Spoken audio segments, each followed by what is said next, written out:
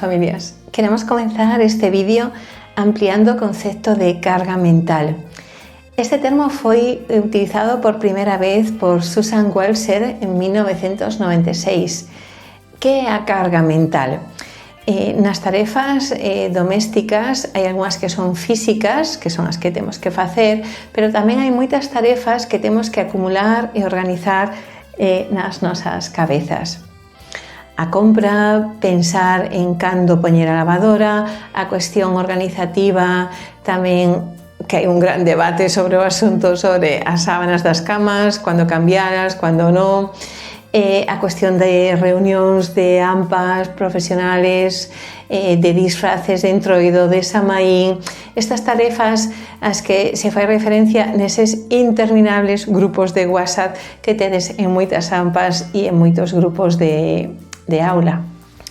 Todas estas cuestións cotidianas que ocupan as nosas mentes poden parecer pouco trascendentais, pero ocupa a vida e o cuidado das persoas que estamos cuidando e das persoas que compoñen a unidade familiar. Esta carga mental recae principalmente sobre as mulleres. Para ilustralo, só temos que pensar na película de Padre no hai máis que uno. Creo que era na primeira parte, cando o personaxe de Santiago Segura, que interpreta Santiago Segura, ten que facerse cargo de todas as cuestións familiares cando a súa muller se marcha de vacacións. A cuestión da corresponsabilidade tamén se refire a estas tarefas e ao compartir, porque facer é unha cousa, pero pensalo e organizalo tamén leva tempo. Gustaríame agora darlle un repasiño a como nos expresamos cando nos referimos ao reparto de tarefas e a corresponsabilidade na casa. Por exemplo, esta frase de a miña parella axúdame moito porque téndeme a roupa, sácame moito traballo. E digo, ollo cos tempos verbales, téndeme a roupa, téndeme solo a miña roupa ou tende a súa, a miña e a de toda a familia. Este é un chip que nos está costando cambiar dentro das nosas estruturas mentais. Tamén, por exemplo, outra frase, o meu fillo axúdame recollendo o seu cuarto e facendo a súa cama. Es que non é unha cuestión de axudar, é unha cuestión de reparto de tarefas dunha maneira corresponsable. O fogar non é responsabilidade de unha única persona donde os demais lle quitan carga ou lle axudan. O fogar é un espacio onde todas e todos convivimos, todas desordenamos e todos nos repartimos as tarefas en equipo. Creo que este vídeo está quedando un poquinho obvio, pero ni tan obvio ha de ser cuando as estadísticas todavía nos ofrecen datos terribles sobre o reparto de tarefas desiguales nas familias e os tempos que cada quen adica a estas cuestións compartidas ou compartibles. Abordemos entonces estas cuestións prácticas.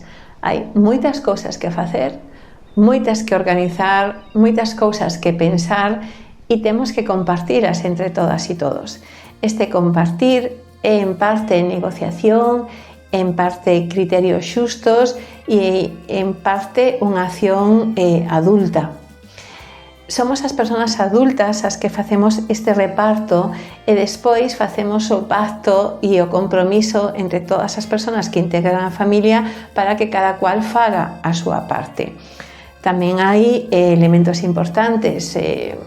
Xa vos dixen que me estaba quedando o vídeo un pouco obvio, pero ás veces hai que revisar ese obvio e o obvio está tamén nos tempos. Nesta cuestión dos tempos, se hai unha persoa que ten máis carga laboral, máis horas de traballo, lóxicamente a distribución ten que ser diferente, pero iso non significa que teña que ser asumida únicamente por alguén que non traballa ou que traballa menos horas. Estamos, como comentábamos, nunha distribución equitativa. Outra cuestión que tamén é un pouco delicada é a cuestión de que o faga quen o saiba facer. Isto sempre o facemos e ao final acabamos volcando as responsabilidades sempre nas mismas persoas. E digo, bueno, pois se non o sei facer, aprendo.